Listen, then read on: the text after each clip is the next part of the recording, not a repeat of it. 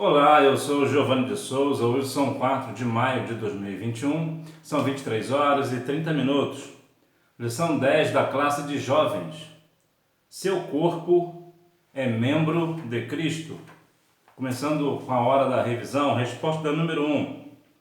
O sexo foi criado por Deus com dois propósitos específicos: dar continuidade à humanidade, procriação e usufruir do prazer sexual no casamento heterossexual. Resposta número 2. Fazer tudo o que se deseja não é liberdade, mas escravidão.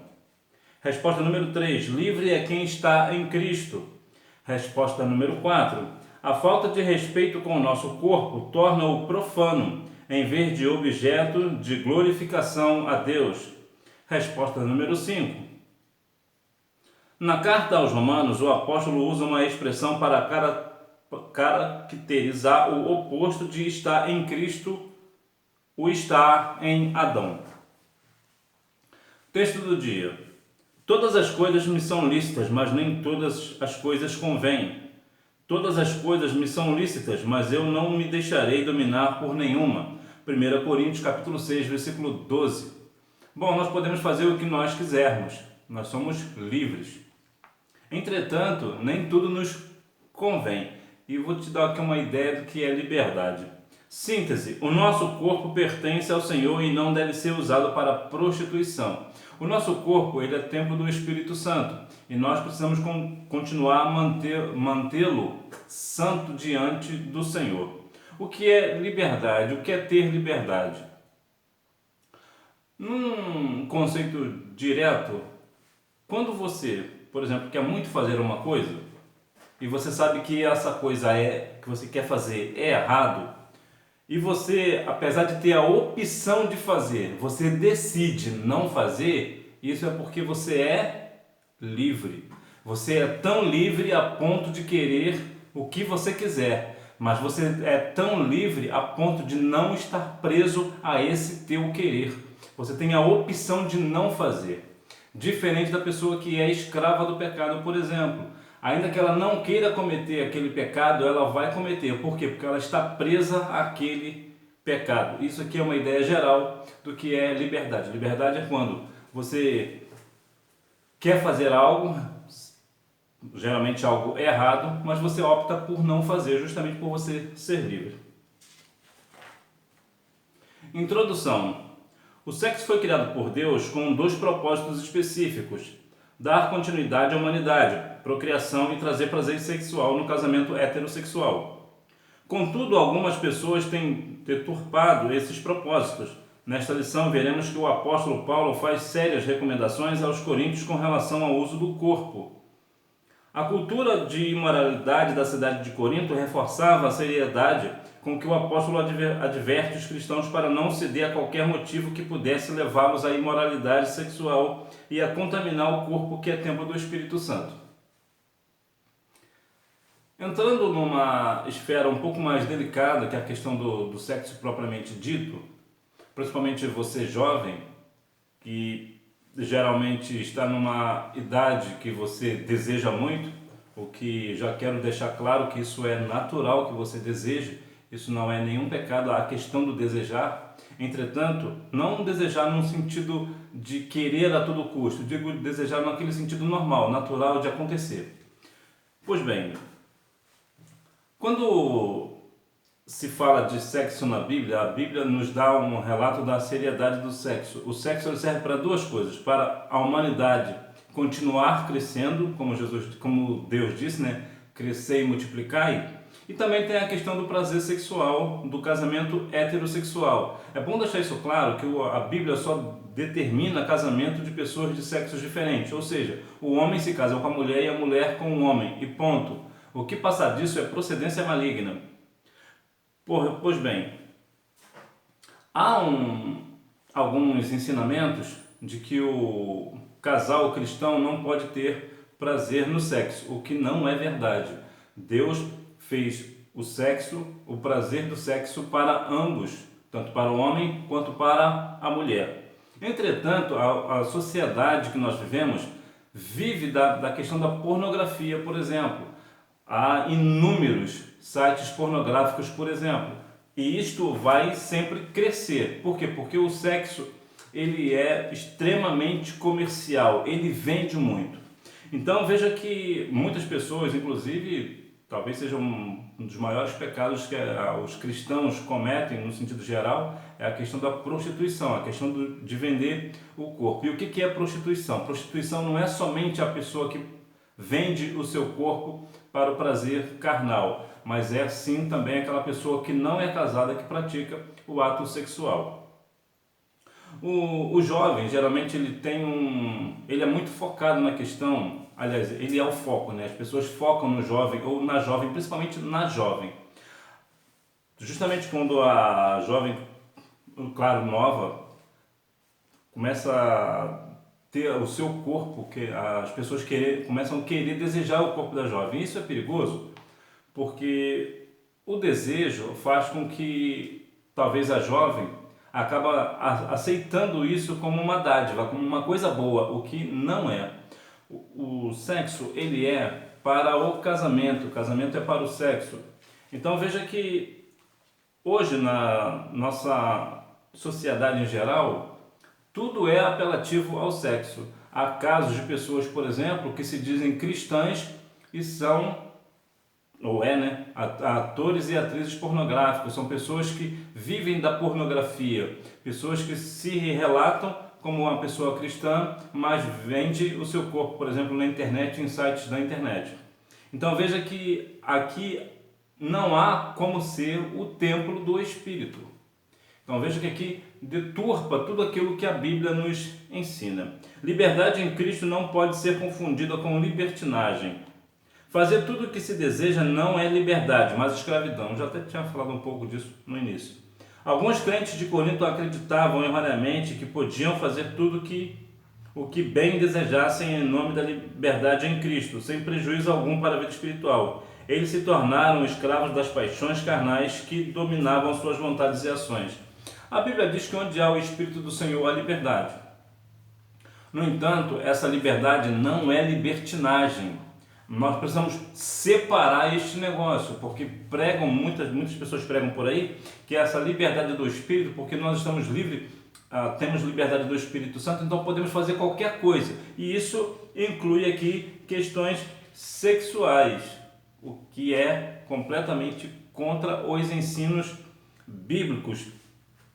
Isso vai trazer, claro, prejuízo para a vida espiritual e até mesmo a perdição eterna, dependendo das circunstâncias, dependendo se a pessoa continuar nessa questão, né, de achar que tudo é liberdade no espírito e continuar vivendo nessa libertinagem, certamente, se morrer assim, certamente padecerá, né, a perdição eterna. Então, há de se compreender que o desejar a liberdade é algo. Claro, todo mundo quer ser livre, mas o que é liberdade e o que é libertinagem? Isso aí é que precisa deixar claro, que nem toda a liberdade ela é saudável, né? Dependendo do conceito, porque muitas pessoas acham que a libertinagem ela é uma liberdade. Não, não é, é diferente. Livre é quem está em Cristo. A palavra de Deus nos mostra que só tem a liberdade real, a verdadeira quem está em Cristo. Sim, quem está em Cristo, nova criatura é. Eis que tudo se fez novo. Veja que quando alguém está em Cristo e quer fazer algo errado, ele pode pensar, eu quero muito fazer isso, mas por amor a Cristo, porque eu tenho a liberdade no Senhor, eu certamente não farei. Olha o que a Bíblia diz no livro de João. Tem um texto rápido, que só para dar uma ideia para nós. João capítulo 8, versículo 32 nos diz assim, ó: então conhecereis a verdade vos libertará. No 36 nos diz: se o Filho vos libertar, verdadeiramente sereis livres. A verdade é Cristo. O Filho é Cristo. Então, se Cristo nos libertar, verdadeiramente seremos livres do pecado. Teremos a nossa vida completamente livre. Nós até podemos, como diz lá o texto do dia, Nós até podemos fazer algo, mas nem tudo nos convém, nem tudo é para nós fazermos. O oposto de estar em Cristo. Aos Coríntios, Paulo afirma que da mesma forma como em Adão todos morrem, em Cristo todos serão vivificados. Para ele, o estar em Cristo remodela a vida humana em todas as suas esferas e aspectos. Veja que quem está em Adão, aqui é mais uma questão de pecado, né? Que Adão é mais a natureza pecaminosa do homem, né? A natureza humana, a nossa natureza falha. Estes que estão em Adão certamente morrerão, mas quem está em Cristo será vivificado. Vemos que quem está em Adão está preso ao pecado. E aqui mais uma vez estou dizendo que num sentido direto da palavra, né, da origem da palavra adâmica, né, o Adam, né, tem mais a ver com a natureza humana e não com o homem, né, propriamente dito. É mais a natureza, né? Inclusive vou lembrar mais uma vez a música do Sérgio Lopes, né, Carlos Sérgio Lopes, né, a natureza humana. Eu luto contra a minha natureza humana, ou melhor, eu luto contra a minha própria alma, a natureza humana que é em mim. Então veja que nós que somos vivificados em Cristo, nós somos separados do pecado. Por quê? Porque nossa vida não está em Adão, e sim em Cristo, que é o nosso segundo Adão. O pecado no corpo afeta a alma e o espírito. O pecado no corpo. Paulo usa a expressão grega sarx, geralmente traduzida por carne, para designar a velha natureza do ser humano, que pode impedi-lo de praticar o bem. O apóstolo estimula o crente a mortificar a carne e a ser servo da justiça para não pecar contra Deus. Pecar contra Deus, a velha natureza humana. O homem, desde sempre, tem essa tendência para o pecado. O que é pecado? Pecado é a questão de errar o alvo. E muitas pessoas estão vivendo essa vida de pecado, vivendo na carne, muitas das vezes até mesmo na igreja. Estão dando ocasião à carne, ao invés de viver uma vida no Espírito. Corpo, alma e Espírito no Novo Testamento. As Escrituras consideram o ser humano em sua totalidade, ou seja, não se vê a alma sem corpo e nem o corpo sem a parte espiritual. Por isso, na narrativa da criação, o ser humano é visto de forma integral. Bom, nós somos integral. O que é essa parte integral, né? Nós somos corpo, alma e espírito. E qual é a diferença? Em termos práticos, para ser bem claro e direto, o corpo é a nossa embalagem, aquilo que nós podemos tocar é nosso corpo em si. Não tenho que falar muito, é o nosso corpo. A base aqui é a alma e o espírito, né? Que o corpo você sabe muito bem o que é, inclusive eu vou te lembrar que o seu corpo é templo do Espírito Santo, principalmente para você jovem, né? Você menina, você cuidado com as fotos que você posta nas suas redes sociais, por exemplo, se você porventura vai a uma academia, não fica com aquelas frases, né? Aquelas legendas, né? Que as pessoas, as meninas da igreja põem, né? Tira uma foto, uma selfie lá na academia, com roupas indecentes e diz que está cuidando do templo do Espírito Santo. Não, você não está cuidando do templo do Espírito Santo, não. E, na verdade, você está fazendo outras pessoas pecarem. Porque como você certamente está usando aquelas roupas indecentes de academia, certamente então vai fazer outras pessoas pecarem. Nota que aqui eu estou dizendo não de você ir à academia. Eu não estou atendo, né? Nada contra a questão de você ir à academia. A questão é a roupa que você usa na academia. A indecência daquela roupa, se é que pode chamar aquilo de roupa. Mas vamos lá. O corpo, como eu já falei, deixei claro, né? Não precisa nem falar muito, porque você já sabe o que é.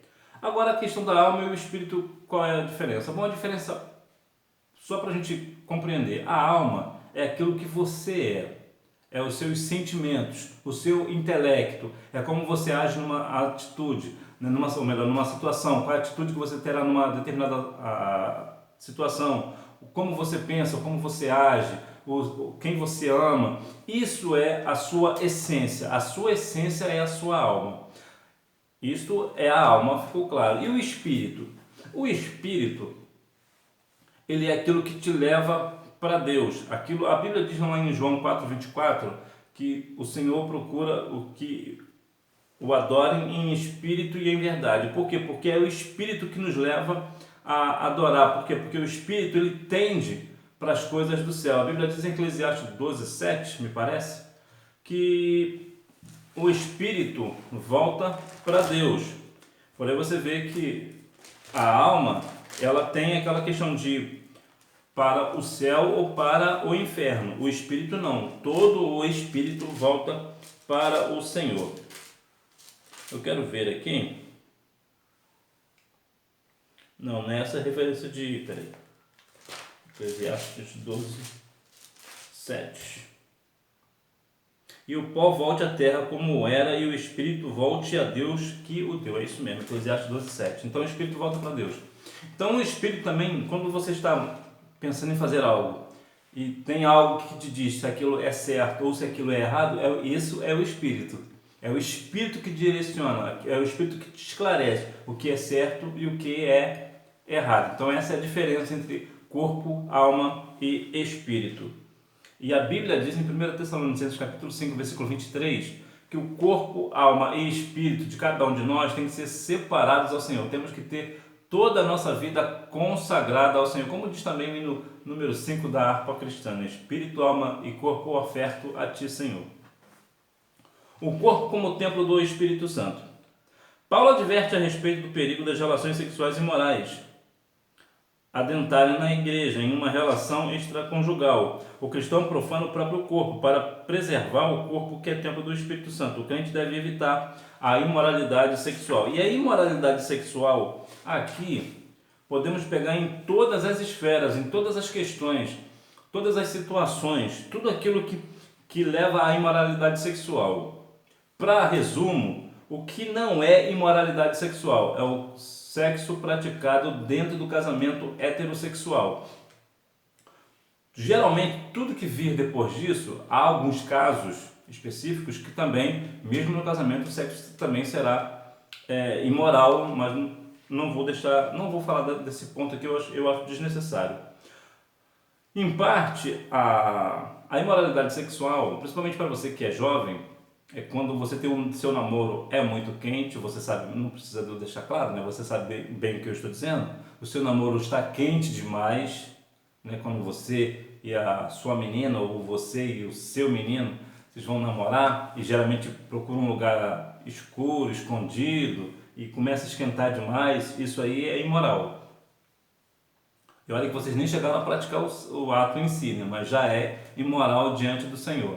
Então, masturbação, toda essa questão, assistir conteúdo adulto, por exemplo, na internet ou em qualquer outro lugar, isso tudo é imoral. Então a imoralidade sexual abrange todo aquilo que se fala do sexo fora do casamento. A imoralidade é uma tentação na vida do crente. Fomos comprados por bom preço. Diga não à tentação. A doutrina da justificação expressa a mensagem do agir de Deus para a salvação da humanidade. Quem procura estabelecer sua própria justiça não é justificado, pois a justificação só pode ser alcançada por meio da fé na obra vicária de Jesus. Logo, a igreja que não preserva esse princípio tende ao liberalismo e à apostasia da fé. Bom, ser tentado é pecado? Você ser tentado em pecar é pecado? Não, não é. Você pode e será, muitas das vezes, terá a tentação na sua vida. A questão é, ser tentado não é pecado. Pecado é ceder à tentação. Quando você se entrega à tentação, aí sim é pecado. E há uma questão de que muitas pessoas querem se justificar, né? As pessoas acabam se justificando pecado por pecado. É algo, alguém praticou tal pecado e julga o outro. Não, eu cometi esse pecado, mas eu não sou igual fulano ou fulana que praticou um pecado maior do que o meu, como se isso fosse uma questão de que vai diminuir o seu pecado. Não, não é isso. Você não pode se justificar diante do Senhor, até porque é o Senhor quem nos justifica. Então, se você porventura tem algo errado, tu precisa pedir perdão ao Senhor para também esse pecado não levar você à apostasia da fé, né? Porque você vai pecar hoje, vai pecar amanhã, vai viver uma vida de pecado, a tendência é você se apostatar da fé, você vai perder a comunhão com o Senhor, né? E talvez corre até o risco do Espírito Santo sair da sua vida. Deixar você, lembra o que aconteceu com Davi? Davi praticou atos ilícitos diante de Deus, a ponto que teve uma hora que ele reconheceu e pediu: Senhor, não retire de mim o seu Espírito Santo. Então por quê? Porque ele sentiu a diferença. Quando o Espírito Santo sai do cristão, ele sente diferença, ele sente o peso do pecado. Então veja que nós não podemos nos justificar diante do Senhor justamente porque é o Senhor que nos justifica. Mas volto a dizer, somente para lembrar você, que você ser tentado não é pecado. Pecado é você ceder à tentação. Resistir à tentação e glorificar a Deus com o corpo e o espírito. A graça tem muito mais a oferecer. Sua porta está aberta e sua eficácia é infinitamente maior que a escravidão no pecado e a morte espiritual, pois a participação na morte, justificação e na ressurreição de Cristo, glorificação, faz-nos passar da morte para a vida. A Bíblia diz aos Romanos, capítulo 5, versículo 20, que veio a lei. Deixa eu ler aqui exatamente como está escrito. Livro de aos Romanos, capítulo 5, versículo 20, vai nos dizer assim: veio, porém, a lei para que a ofensa abundasse, mas onde o pecado abundou, superabundou a graça. A graça, ela tem sempre a porta escancarada para nós. A porta está aberta para nós. Entretanto, não é porque a porta está aberta para nós que nós vamos viver uma vida de pecado hoje, amanhã e depois. A porta da graça, ela está aberta para aqueles que se arrependem dos seus pecados, que é aqueles que se arrependem. Então a porta está aberta. Até para aquele que ainda não se arrependeu, a porta também está aberta. Mas o que eu quero dizer é que quando você recebe a graça e você faz bom uso da graça, o que você quer fazer? Você não quer mais perder esta graça, você quer continuar. É algo, por exemplo, a graça é favor imerecido, é um presente que a gente recebeu que nós não merecemos. Imagina, por exemplo, que alguém que você estima muito te dá um presente e você certamente vai ter muito apreço pelo aquele presente. Você vai querer perder aquele presente? De maneira nenhuma, você vai querer guardá-lo para si. Então a ideia da graça é a mesma. Essa graça que é o favor imerecido do Senhor, né, que é a nossa salvação, nós não queremos perdê-la. Então nós agarramos com a graça com todas as nossas forças. Se porventura nós falharmos e pecarmos, nós temos um advogado justo. Mas a ideia da graça é porque não é porque eu estou na graça, você está na graça, a igreja está na graça, que vamos ficar pecando hoje, amanhã e depois. Até porque a gente corre o risco de perder a graça. Porque nessa de pecar hoje, peca amanhã, morre no pecado, e aí? Quem resiste à tentação da imoralidade pertence a Deus. O crente vive em uma constante guerra, por isso precisa lutar contra os desejos da carne que se opõem aos desejos do Espírito. Para vencer os desejos da carne, é preciso fortalecer a vida espiritual, lendo a palavra de Deus, orando, jejuando, participando dos cultos e da comunhão com os santos. Há algo bastante interessante que eu quero compartilhar com você a respeito da águia. A águia, geralmente, claro, pode ter uma exceção ou outra, mas geralmente ela tem 2 filhotes. Geralmente a águia sempre dá 2 filhotes. Já viu que o Senhor, a Bíblia nos compara à águia? Olha que interessante. Quando esses 2 filhotes nascem, a mãe águia vai cuidar de ambos. Entretanto, tem sempre um que é o mais esperto, é o mais espertinho. E ele sempre come mais do que o outro. Ele se apressa na hora que a mãe águia vem trazer o alimento. Aquele mais espertinho, ele sai na frente e come primeiro, então ele come mais, ou ele come tudo, dependendo da situação. Então o que acontece? Aquele outro que não come vai enfraquecendo, até que ele não aguenta mais e se despenca do ninho. Para você ter uma ideia, acabei de dizer, a águia tem geralmente 2 filhotes, mas geralmente somente um vive, o outro geralmente morre. Então a taxa de mortalidade da águia é de 50%. Então, para você ver. E quem é que sobreviveu? Aquele que se alimentou mais. Assim também é a nossa vida espiritual. Você vai vencer em você aquilo que você alimentar mais. Se você alimentar mais a sua carne com o pecado vai sempre vencer. Mas se você alimentar o seu espírito, a sua alma, a sua vida espiritual, aí é essa vida espiritual que vencerá. Então a escolha é sua, a vida é sua, então a escolha é sua, depende somente de você quem é que você deseja alimentar mais. Conclusão. Nessa lição aprendemos que o ambiente imoral de Corinto estava influenciando o comportamento dos membros da igreja. Alguns crentes coríntios erroneamente se achavam livres para fazer o que bem entendesse com o seu corpo, mas eles na verdade se tornaram escravos da carne.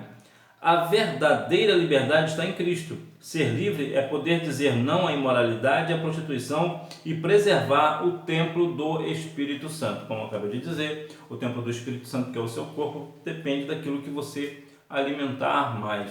Se você deseja ser uma pessoa santa, na verdade você já é uma pessoa santa, né? Você é um santo do Senhor, uma santa do Senhor. Se você deseja continuar assim, basta você continuar alimentando mais a sua parte espiritual, que é ir aos cultos de doutrina, estar sempre presente na escola bíblica dominical, respeitar os seus pastores, estar lendo a palavra do Senhor, jejuando, vivendo uma vida de consagração e de oração.